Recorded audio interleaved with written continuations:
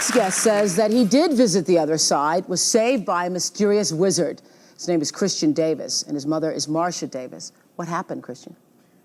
Well, I was down the beach before summer started, and the water was too cold to swim in, so I dig holes or tunnels in the sand. And this time I chose to dig a tunnel. And after it was over, I called my mom over to see and look at it. She said that was great, but you couldn't go in, it was too dangerous. So... You went in anyway. No, she said to get ready to go and that we'll be leaving soon. So I got my stuff together, and I noticed there was like not even a crack in the top. So when it's padded up, because I didn't want to wreck it. So and it caved in on me. And I thought usually I've been buried from the waist down maybe, and I could get out. But the more I squeezed, the more the sand compacted on me.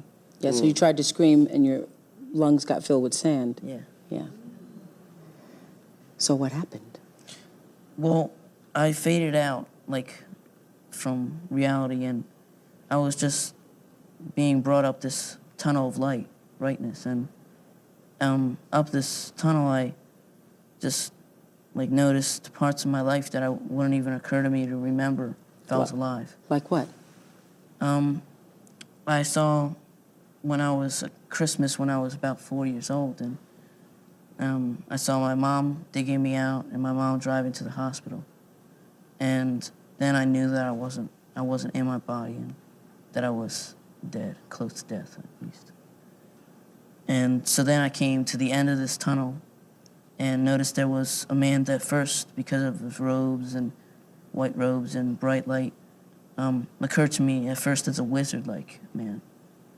And I also saw relatives that had died that year, or such as my friend, or his name's Ryan, and he drowned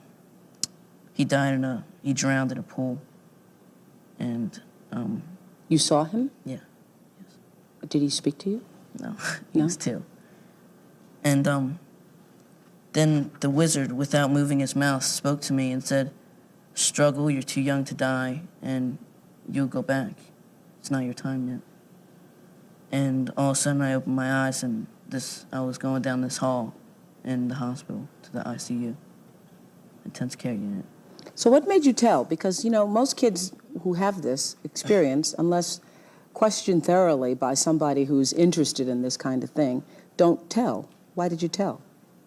Well, first, I didn't remember it, but I went into the CAT scan, and by that time I was afraid of needles and everything, and I got in there, and the bright light came and said, "Nothing's going to happen, you're going to be okay, you're going to go back." And I fell asleep. So are you saying the light talked? Yeah. Mm-hmm. What do you make of all this, Marcia? Well, it was interesting because when he had to have the CAT scan, he was very, very upset and nervous, almost to the point of crying. And, the nurses and I tried to talk to him, and when he did go in to have the CAT scan, he was out in like 5 minutes, and the nurse said, "I can't believe it, he fell right asleep." It was about 15 minutes after that, back in intensive care, when he looked at me, and he was very calm and very peaceful, and he said, "I saw God in the machine." And I said, "What do you mean?" And at this point, he hadn't mentioned anything about a wizard. And he said, "I saw God in the machine." And I said, "Did he speak to you?" And he said, "Yes."